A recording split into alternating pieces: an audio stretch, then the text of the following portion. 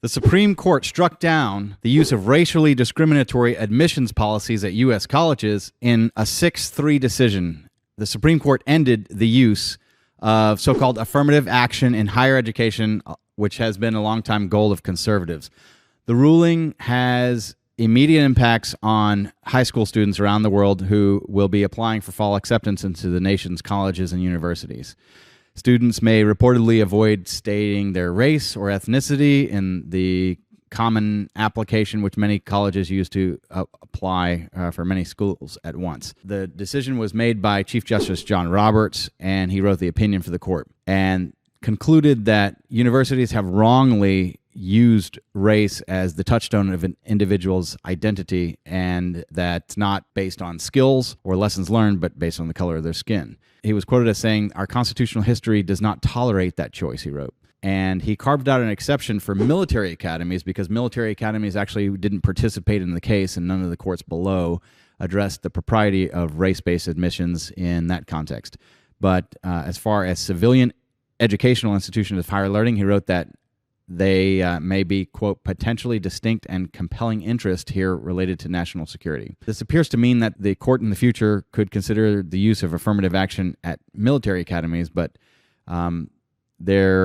basically the court was divided along political lines. Justice Sonia Sotomayor dissented and wrote that the decision rolls back decades of precedent and monumentous progress. It holds that race can no longer be used in a limited way in college admissions to achieve critical benefits, according to Sotomayor.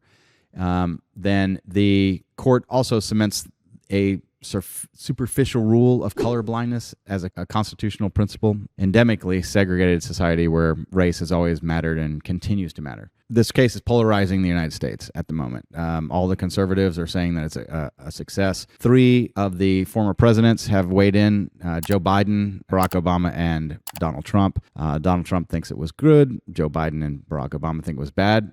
Barack Obama actually, in a statement released, said that he and Michelle Obama benefited from affirmative action. And so does that mean that he wasn't good enough to get into Harvard on his own? How did that work? But who knows?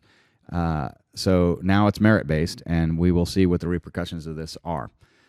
For me as a lawyer, I think there's going to be plenty of ways that they're going to start to get around this. They're going to look at probably extracurricular activities. They're going to look at athletics and musical instruments, artistic endeavors, and they're going to do a lot of different things to be trying to get around this. It'll be interesting. But one of the most famous quotes about how do you end racial discrimination is you stop discriminating based on race for any reason. There's been these long histories of, well, is this reverse discrimination? Is it regular discrimination? Like, what is that? And I think that they're basically taking race out of the equation here. So we'll see what these effects are. And we will see you in the next episode. This is the Lawyer Dana Show.